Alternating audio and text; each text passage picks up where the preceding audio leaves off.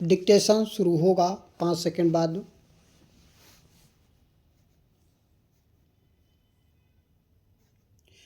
Start. महोदय, आज हमारे तरीकों से और कार्य संचालन द्वारा परिवर्तन की दिशा में समाज के बढ़ने के उक्त क्रम पर संगठित रूप से प्रहार किए जा रहे हैं। कभी कभी मुझे लगता है कि सही उद्देश्यों का भी इस्तेमाल गलत तरह से किया जाता है, जिससे बृहत्तर उद्देश्यों पर प्रहार किया जाए, और इस पर आपको अपने अपने विचार विमर्श के दौरान ध्यान देना चाहिए। काम की बेहतर व्यवस्था का बड़ा महत्व है। इसके लिए अधिक उपयुक्त वेतन आवश्यक होता है। साथ ही साथ काम का स्थान, कमरे आदि भी साफ सुथरे होने चाहिए। लेकिन जो लोग साथ साथ काम करते हैं, श्रमिक, प्रबंधक तथा किसी परियोजना में या कारखाने में काम करने वाले अन्य लोग, उनमें अच्छे संबंध होना आवश्यक है तथा यह शायद अन्य सभी बातों से ज़्यादा महत्वपूर्ण है। मुझे आशा है कि यह बैठक, ऐसे विचार गोष्ठियाँ और सम्मेलन इस प्रकार से काम के लिए बेहतर वातावरण को संभव बनाएगी। सरकार को काफ़ी कुछ करना है और वह करेगी भी। हालांकि आज हमारे यहाँ की स्थिति में ऐसा करना हमेशा ही सरल नहीं होता। यह कहना सरल है कि हम ऐसा करेंगे। नीति संबंधी निर्णय भी सरलता से लिया जा सकता है, लेकिन किसी निर्णय को समुचित ढंग से लागू कर पाना बहुत कठिन होता है। मैं यह बहाने की खोज के लिए नहीं कह रही हूँ। राष्ट्र की अर्थव्यवस्था कृषि पर निर्भर है। आज़ादी के इतने वर्षों बाद भी इसमें परिवर्तन संभव नहीं हो सका है और न भविष्य में हो सकेगा। यदि हमने एक सूत्री कार्यक्रम के रूप में भी इसे पूरी निष्ठा व ईमानदारी से विकसित करने का प्रयत्न किया होता, तो वे समस्याएं जो आज खड़ी हो गई हैं नहीं हो पाती। देश में कई ऐसे क्षेत्र हैं जहां मीलों तक वीरान भूमि दिखाई देती है। प्रकृति की कृपा रही तो भूले बिसरे 4-5 वर्षों में उत्पादन एक बार प्राप्त हो गया। शेष ईश्वर की कृपा पर निर्भर है। जो राष्ट्र ईंधन प्राप्त करने के लिए थल को छोड़कर जल में भी गहरे कुएं खुदवाकर तेल प्राप्त कर अपनी आवश्यकताओं की पूर्ति करने में प्रयत्नशील हैं, क्या वह सिंचाई के साधनों के लिए इससे भी अधिक प्रयत्न नहीं कर सकता?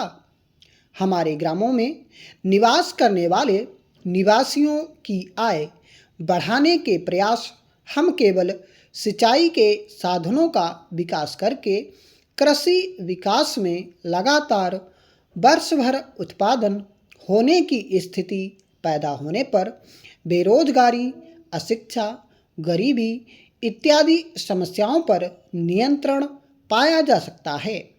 उनकी आय बढ़ने से रोजगार के साधनों का विकास होता है और शहरी क्षेत्रों की ओर बढ़ती हुई प्रवृत्ति पर रोक लगती है।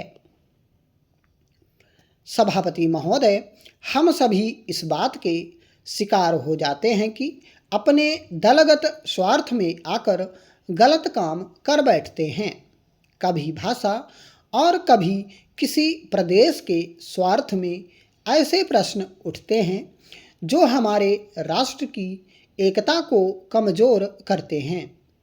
अभी एक माननीय सदस्य ने यह प्रश्न उठाया और आरोप लगाया कि भारत सरकार कुछ प्रदेशों के साथ इंसाफ नहीं करती। भारत सरकार कुछ प्रदेशों के प्रति पक्षपातपूर्ण नीति अपनाती है।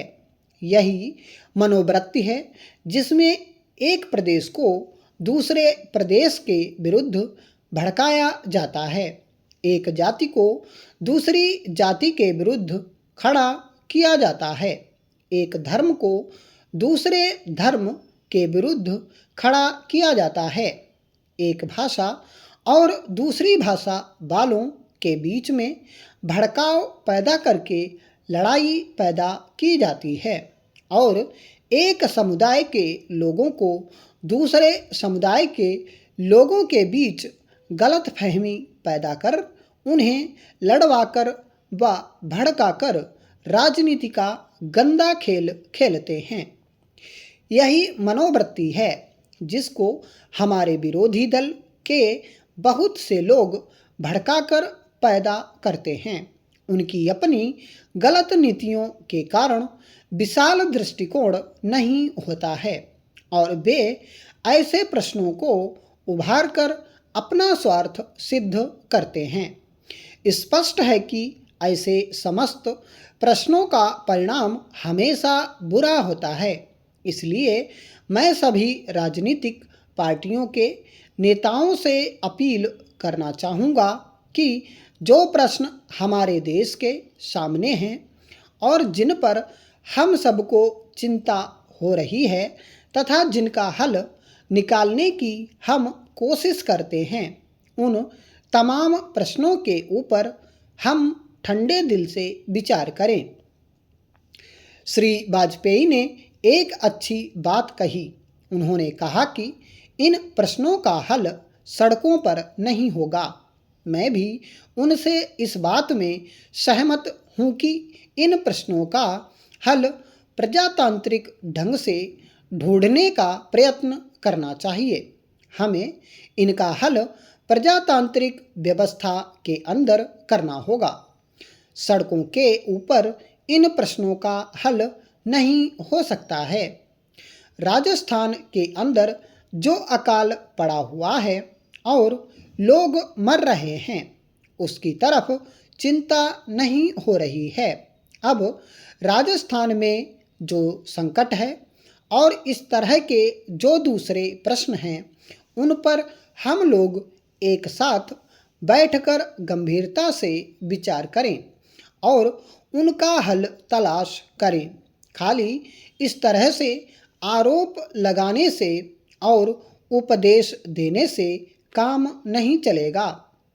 इस देश के अंदर बंगाल में बाढ़ से जनता पीड़ित हो रही थी और उसको अनाज, कपड़ा और रोजमर्रा की आवश्यक सामग्री भेजने की कोशिश हो रही थी। उपाध्यक्ष महोदय अपने भाषण में उन्होंने कहा कि मैंने आज तक ऐसी गरीबी के दर्शन नहीं किए जैसा कि मैं देख रहा हूँ। ऐसी गरीबी जब हम स्वतंत्र नहीं थे तब अवश्य देखने को मिलती थी, लेकिन स्वतंत्रता के पश्चात मैं पहली बार ऐसी गरीबी देश के किसी भाग में देख रहा हूँ। देश के विकास के काम को बढ़ाकर ही ऐसी गरीबी हम हटा सकते हैं। सरकारी उद्योगों की स्थिति अजीब है। हर संभव कोशिश से और सद्भाव बनाकर सरकारी उद्योगों के कर्मचारियों को आप अच्छा वेतन देते हैं और उन्हें रहने का अच्छा स्थान देते हैं, फिर भी घाटा होता है और देश का नुकसान होता है। कारण क्या है? कारण यह है कि आपकी औद्योगिक नीति गलत है और जो रुपया आपके पास है उसको भी आवश्यक काम के लिए खर्च नहीं कर रहे हैं। एक तरफ बोकारो के लिए 600 करोड़ रुपया आप रख रहे हैं और दूसरी तरफ राजस्थान नहर को पूरा करने के लिए आप कहते हैं कि हमारे पास पैसा नहीं है। एक और महाराष्ट्र के अंदर आप नई चीनी मिलें खोल रहे हैं और दूसरी ओर उत्तर प्रदेश और बिहार के अंदर कारखाने बंद हो रहे हैं या जो उनकी क्षमता है उस पर पूरे तौर पर काम नहीं कर रहे हैं। यह कोई औद्योगिक नीति नहीं है। स्टॉप।